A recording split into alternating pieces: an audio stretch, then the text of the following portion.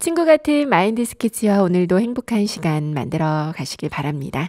마인드 스케치 일부 마인드 테라피인데요. 여러분이 보내주신 사연으로 우리들의 소소한 일상과 고민을 나누는 시간. 마인드 강연을 들으면서 함께 소통하는 시간입니다. 인천 마인드팀 마랩과 함께 하는데요. 손은진 강사님 그리고 게스트 표라 씨 나오셨습니다. 안녕하세요. 네, 안녕하세요. 네, 어서 오세요. 네. 알록달록 색깔이 물들어가는 가을이죠. 네. 눈을 돌리는 그 곳곳마다 너무 예쁜 것 같아요. 맞아요. 네. 이 가을에 저는 좋은 공연을 많이 보러 다니거든요. 공연이요? 네네. 그럼 공연이면 뭐 음악회나 아니면 영화 같은 건가요? 뭐 영화의 흥행작을 보는 것도 좋은데 저는 얼마 전에 연극제에 다녀왔어요. 연극제요? 네네네. 저는 연극 딱 한 번 봤는데 굉장히 좋더라고요. 예. 어떤 연극 보셨나요? 네, 인천에서 1년에 한 번 시민 연극제를 하거든요. 네. 이맘때인데 제가 본 공연은 넌 나의 선물이야 라고 가족 연극제예요. 가족 연극이에요. 근데 소재가 자폐아 자녀를 둔 부모님의 이야기인데 지금 그걸 보니까 장애아를 바라보는 시선이 좀 잘못됐구나라는 걸 알겠더라고요. 또 바라보는 시각을 바꾸니까 변화가 찾아온다는 내용인데 너무 감동적이어서요. 저 딸하고 같이 갔는데 네, 7살짜리가 막 울더라고요. 저도 많이 울었어요. 네, 감동적이었을 것 같아요. 네, 저도 꼭 보고 싶네요. 네, 기회가 한번 되면 꼭 보세요. 네네. 네, 연극이 참 매력이 있더라고요. 네. 가까이에서 이제 배우와 소통을 하면서 보게 되면서 표정으로 하나하나까지 다 보이니까요. 맞아요. 네, 그 배우의 감정선을 그대로 몰입해서 저도 이렇게 따라가게 돼요. 맞아요. 네, 좋은 연극을 한 편 보고 나면 굉장히 마음이 행복해집니다. 네, 청취자 여러분도 이 깊어가는 가을에 좋은 연극 보시고 마음의 행복을 가득 담으셨으면 좋겠습니다. 네, 물론 마인드 스케치에서도 마음의 행복을 가득 담아드립니다. 그럼 오늘도 사연 읽고 시작할게요. 유라 씨. 네.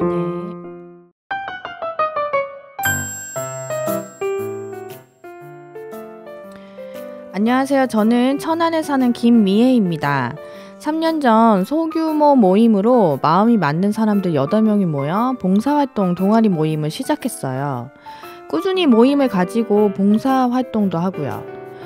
시민을 위한 큰 행사에서 함께 참여하고 자체적으로 행사도 기획하고 진행하는 등 일도 만들어 나가면서 함께하고 싶다는 사람들도 늘고 있습니다.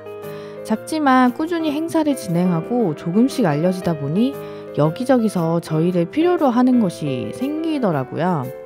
우리를 필요로 하는 곳에서 큰 행사들을 진행하려고 하니 예산이나 일손도 부족하고 공식적인 단체를 만들어 체계적으로 운영을 하며 단체를 키워봐야겠다 싶어 얼마 전 민간단체로 등록했습니다. 비영리 민간단체를 만들어 시사업, 공모전에 지원도 하고 시 보조금으로 지역사회에 도움이 되는 단체로 키워서 많은 시민들에게 도움이 되면 좋겠다 싶더라고요. 민간단체로 만들면서 제가 회장으로 선임이 됐는데요. 뜻을 함께하는 봉사자들, 동료들이 있어 회원수도 꽤 됩니다. 사실 월급을 주고 일을 하는 것이 아니고 봉사활동으로 함께하는 거라 이 단체를 운영하고 개개인에게 일을 맡기고 일이 진행되는 게 더디고 힘듭니다. 단체의 규모가 커진 만큼 운영도 체계적으로 되어야 하고 일이 많아지는 만큼 효율적으로 진행되어야 하는데 커져가는 만큼 한계에 부딪히고 부담스럽고 어려워지네요.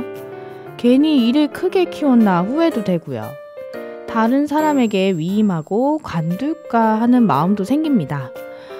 평소 큰 힘이 되고 있는 마인드 스케치의 도움을 구합니다.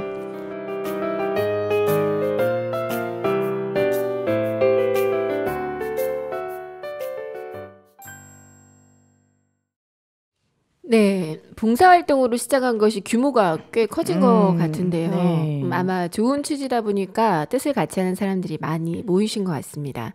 네, 시민들을 위해 좋은 취지로 시작한 일인데 이렇게 커지면 챙길 일도 훨씬 더 많아지겠죠. 그렇죠. 봉사활동으로 하는 거라서 정확하게 이제 소속감이 없고 담당자가 없으면 일이 좀 흐지부지 될 것 같아요. 그쵸. 네. 네, 이런 단체들이 많아지면 공무원과 이제 시민들이 소통하는 게 훨씬 더 좋아질 텐데요. 단체가 좀 튼튼하게 자리 잡았으면 하는 마음이 있습니다.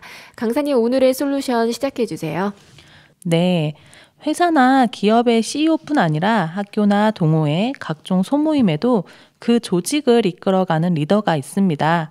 회사나 기업과 같이 노동에 대한 보상으로 월급이나 복지 혜택이 주어지는 일반적인 직장이라면 대표와 사원의 관계가 수직적 관계로 형성되어 특별한 리더십이 아니더라도 권위와 권력을 가지고 리더가 원하는 방향 또는 회사의 비전과 목표대로 그 직원들을 이끌고 운영하기가 쉬울 거예요. 하지만 회사가 아닌 미애 씨의 상황처럼 임금을 주거나 어떠한 물질적인 혜택이 주어지지 않는 이런 봉사단체에서 회장과 실무자들의 관계가 수직적이고 권위적인 리더십으로 운영될 수는 없겠죠. 그렇죠. 그만큼 책임감이 좀 덜할 것 같아요. 그쵸. 네. 쉽지 않을 것 같아요. 네, 재능 기부 또는 봉사활동으로 하는 일인데 강압적인 분위기가 있다면 서로가 힘들어지고 봉사하는 기쁨으로 만들어진 처음 동아리의 취지에도 벗어나 단체 운영이 더욱 힘들어질 것입니다. 그렇다고 팀원들이 소규모 동아리처럼 자유롭게 함께 하도록 그냥 둔다면 네. 큰 행사나 일들을 기획하고 운영하고 나아가기가 쉽지 않을 것 그쵸, 같아요. 맞아요. 네, 그래서 미애 씨도 고민이 많으실 것 같은데요. 단체의 성격에 따라 또는 단체의 규모에 따라 필요로 하는 리더십도 네. 달라져야 합니다. 네. 그래서 오늘 이야기 나눠볼 주제는 더 나은 미래를 위한 서번트 리더십입니다. 아, 서번트 리더십이요. 네. 서번트 네, 아닌가요? 서번트. 네, 서번트 리더십. 네. 저번에 이제 이양미 강사님이 리더십 강연 해주셨던 건 기억이 나네요. 네. 한번 하신 적 있었죠. 네. 네. 네, 마인드 스케치에서 리더십에 대한 많은 이야기를 나눴기 때문에 여러분들 또한 그 조직의 성장을 위해서 리더십이 주는 중요성은 아마 잘 알고 계시리라 생각이 돼요. 먼저 그 리더십이 주는 중요성에 대해서 한번 얘기를 들어볼게요. 한 예화를 들어서 이야기를 하도록 하겠습니다. 한 양계장의 주인이 하룻밤 사이 까무러치게 놀라는 경험을 하게 됐어요. 1000마리의 닭을 키우는 닭장에 하룻밤 사이 400마리의 닭이 죽어 있었기 때문이었죠. 그리고 네, 죽은 닭은 모두 한쪽 구석에 몰려 있었습니다. 무슨 일이 있었나요? 전염병인가요? 네, 놀란 주인이 닭장에 설치된 CCTV를 돌려봤어요. 그랬더니 양계장 틈 사이로 수리부엉이 한 마리가 들어가는 장면이 찍혔습니다. 네, 그리고 닭장 저쪽 구석에서 닭들의 천적인 수리부엉이 한 마리가 닭 한 마리를 낚아채서 여유롭게 먹고 있는 장면이 포착이 되었어요. 그럼 부엉이가 그 400마리를 다 죽인 건가요? 네, 닭들이 죽은 이유는 수리부엉이 때문은 맞아요. 하지만 엄밀히 말하면 수리부엉이가 모두 다 죽인 건 아니었습니다. 수리부엉이를 보고 닭들이 놀라서 도망을 다니다가 구석으로 몰리게 되었고요. 서로 살겠다고 서로를 밟고 올라타기 시작했죠. 네, 결국 그 400마리는 서로에게 압살을 당해서 죽은 거였습니다. 네, 수리부엉이는 닭 한 마리만 죽였을 뿐인데 나머지 닭들이 동료 닭들을 죽인 것이었죠. 네, 참으로 안타까운 일인데요. 그렇다면 이러한 희생을 최소화할 수 있는 다른 길은 없었을까요?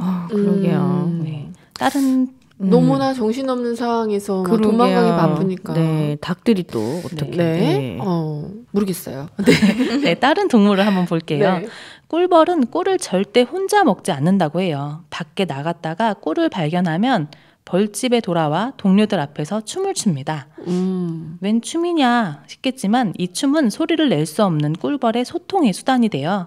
그 벌은 동료 벌들에게 꿀이 얼마나 멀리 있는지 또 얼마나 많이 있는지 어느 방향으로 가야 하는지를 날개짓으로 알리는 것이죠.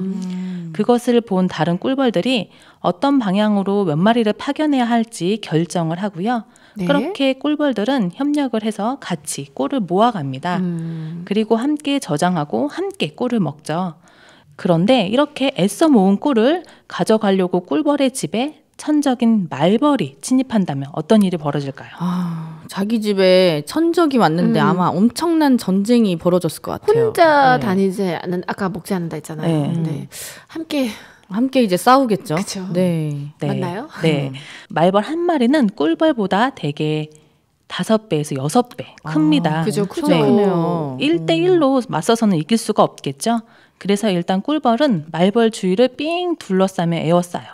그리고 열심히 날개짓을 합니다. 날개짓이요? 네. 아까 소통이라고 했는데. 네. 이번에 그 날개짓은 온도를 높이기 위해서 하는 거예요. 말벌이 고온에 약하다는 사실을 꿀벌들이 알고 말벌을 죽이기 위해서 날개짓을 통해 온도를 올립니다. 네, 이렇게 날개짓을 해서 45도까지 온도가 상승하면 말벌은 죽고요. 그리고 이 과정에서 꿀벌 중 몇 마리는 또 말벌의 공격을 이기지 못하고 죽기도 하겠죠. 네, 하지만 자신이 죽는 한이 있더라도 그 포위망은 풀지 않아요. 그렇게 말벌을 죽이고 나서 다시 꿀벌들은 날개짓을 열심히 해서 온도를 낮춘다고 해요. 네. 48도가 되면 자신들도 죽는다는 사실을 알기 때문에 날개짓으로 온도를 낮춰서 자신들이 살아갑니다. 되게 굉장한 대처법이네요. 네, 그러게요. 본능인가요? 네, 이 위기의 순간 닭과 벌의 대처 방법의 차이 아시겠죠? 네. 네, 닭들은 천적인 수리부엉의 공격에서 자신이 살아남기 위해 발버둥 치다가 동료 닭도 죽이고 자기도 죽습니다. 하지만 꿀벌들은 자기 한 몸 희생을 각오한 결과 천적인 말벌을 죽이는 데 성공을 하죠. 이렇게 꿀벌들은 자신의 행동을 윈윈하는 관점에서 조율을 하고요. 협동을 통해서 목표를 향해 나아가고 그 위기를 극복을 합니다. 이렇게 닭의 무리에서도 그들의 행동을 제어해주고 이끌어주는 지혜로운 리더가 있었다면 어땠을까요? 그런 허무한 죽음은 발생하지 않았을 것입니다. 그렇겠죠. 네, 이처럼 어느 조직이나 리더의 역할은 매우 중요합니다. 리더는 조직을 한 방향으로 이끌고 팀원들의 역량을 최대한 이끌어내기 때문이죠.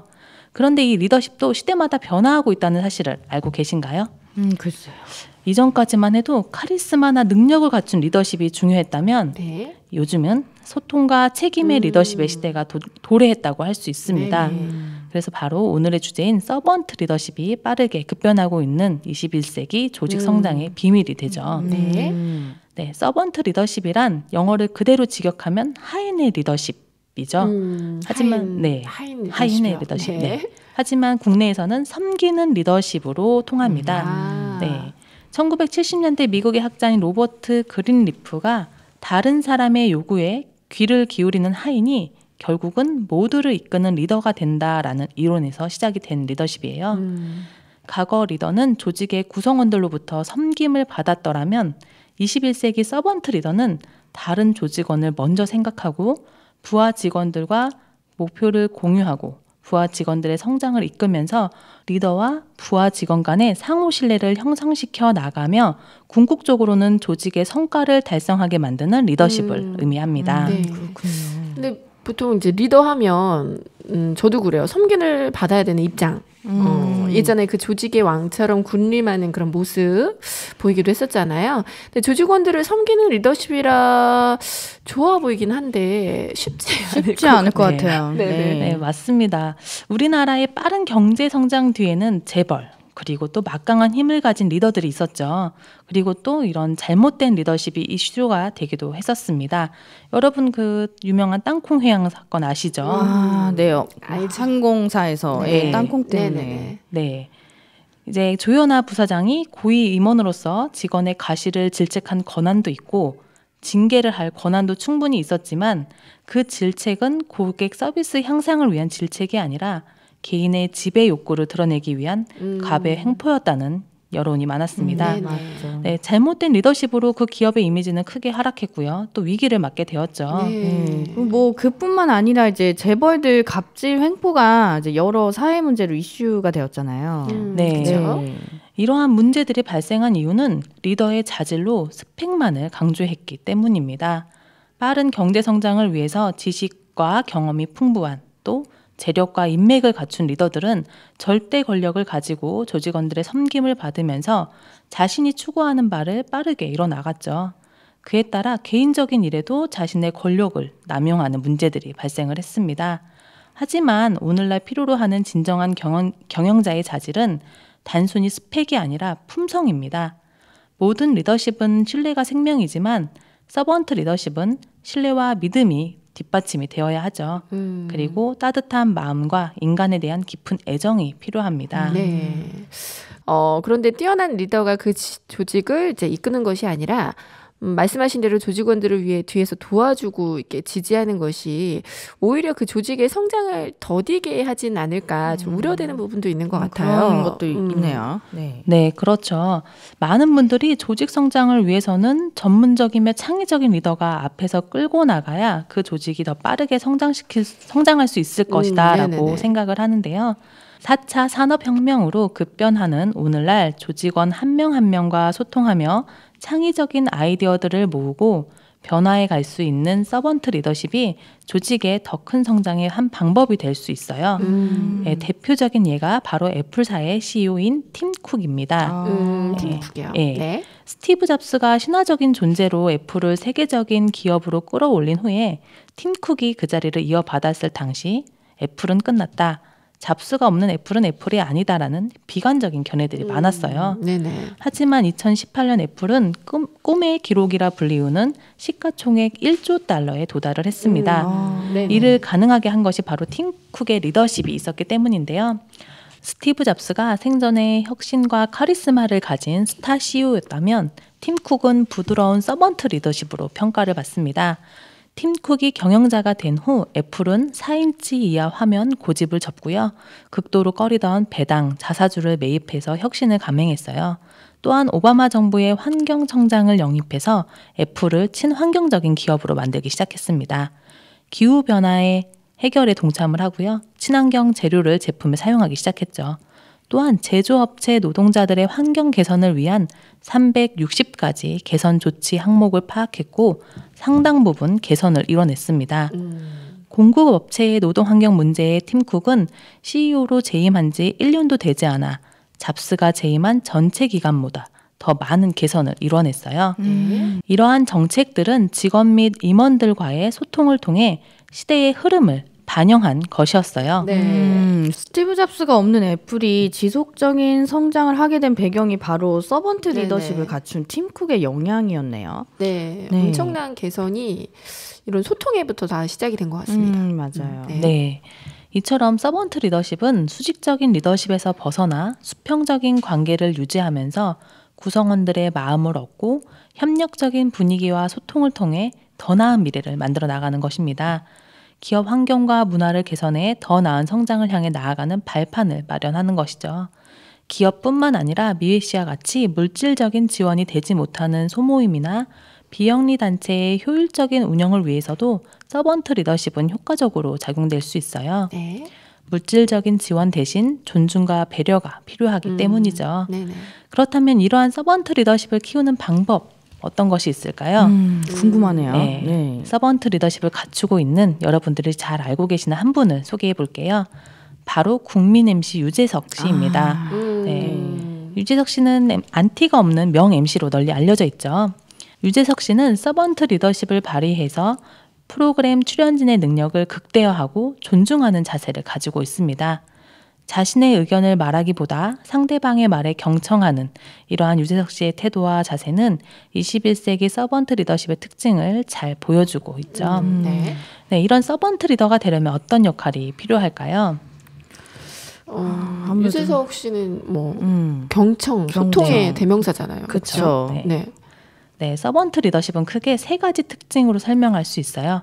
바로 경청, 공감 능력, 그리고 설득 능력이에요. 네, 첫 번째 경청은 구성원을 존중하고 수용하는 태도로서 적극적이고 능동적으로 경청을 해서 구성원들의 바라는 바를 명확히 알아가는 것입니다.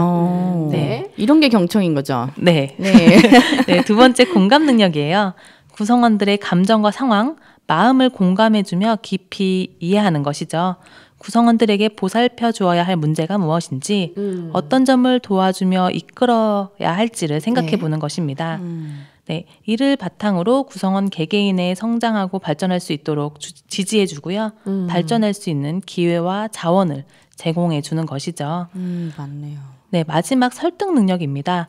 구성원들이 공동의 목표를 가지고 함께 달려나갈 수 있도록 비전을 제시해서 구성원들을 설득하고 도우며 이끌어 나가는 것입니다. 조종자로서 구성원들 간의 의견과 충돌을 중간에서 조정해 나가고요. 조율해 나가면서 구성원들이 균형을 이룰 수 있도록 해 나가는 것이죠. 네, 구성원들이 일의 효율성을 높일 수 있도록 정보를 공유하고 응원을 아끼지 않는다면 그 조직원들은 섬김을 강요하지 않아도 그 리더를 믿고 의지하며 따라올 것입니다. 네, 경청, 공감, 또 설득. 네, 이 세 가지만 충족하면 정말 최고의 리더가 되겠네요. 네. 간혹 내가 리더인데 왜 낮아져야 하지? 나는 존중받을 자격이 있어 라고 생각이 드실 수도 있어요. 그리고 이러한 섬김의 서번트 리더십을 어려워하시는 분들도 계실 것입니다. 이때 시소를 떠올려 보는 건 어떨까요? 상대를 높이기 위해서는 내가 먼저 낮아져야 하죠. 그렇죠. 네. 상대를 높이 올리고 나면 그 다음에는 상대가 나를 높이 올려줍니다. 이처럼 존중의 자세로 팀원들과 소통하고 지지하며 함께 나아간다면 미애 씨의 단체는 더 큰 성장을 이룰 수 있으리라 생각이 듭니다. 네네. 그리고 다음 시간에는 서번트 리더십을 바탕으로 효과적으로 조직을 성장시키고 발전시킬 수 있는 경영법과 시간관리법에 대해 이야기 나눠보도록 할게요. 제 강연은 여기까지입니다. 네, 감사합니다. 네, 감사합니다. 네, 오늘 서번트 리더십에 대해서 강연을 들었습니다. 네. 미애 씨의 단체 같은 경우는 이제 특징이 있죠. 봉사 단체인데 어떤 이제 기업을 운영하는 것보다는 좀 더 어려움이 따를 것 같습니다. 그렇죠. 아무래도 네, 그렇죠. 이윤이 없으니까. 그렇죠. 오늘 근데 강연을 들어보니까 어떤 구성원들 한 사람 한 사람에게 어떤 이거는 꼭 해야 된다라는 의무를 부여하는 것보다는 존중과 배려 말씀하셨잖아요. 네네. 존중과 배려로 한 사람 한 사람과 소통이 된다면 이 단체가 어떤 목표로 나아가야 되는지가 분명해질 것 같아요. 네네. 네, 구성원 한 사람 한 사람이 그 목표가 명확하게 된다면 이 서번트 리더십으로 굉장히 강사님 말씀하신 대로 큰 단체가 될 거라는 생각이 듭니다. 네, 유라 씨는 강연 어떻게 들으셨나요? 네, 저는 오늘 서번트 리더십 정확하게 배운 것 같아요. 정말 그 섬기는 리더십만 이렇게 많이 들어봤는데, 네. 그래서 저는 또 엄마라는 또 리더의 위치에 있잖아요. 그쵸. 그래서 오늘 또 이렇게 들은 거 가지고 네네. 아이들 섬기고 또 소통하면서 서번트 리더십을 직접 한번 체험해 봐야겠다는 생각이 들었습니다. 네. 네. 네. 정말 잘 들으셨네요. 네. 감사합니다. 그럼 오늘 마인드 테라피는 이것으로 마치고요. 다음 시간 이어지는 경영법과 시간관리법 너무 기대가 됩니다. 네. 여러분 많은 청취 부탁드립니다. 오늘 나와주신 두 분 너무나 감사합니다. 네, 감사합니다.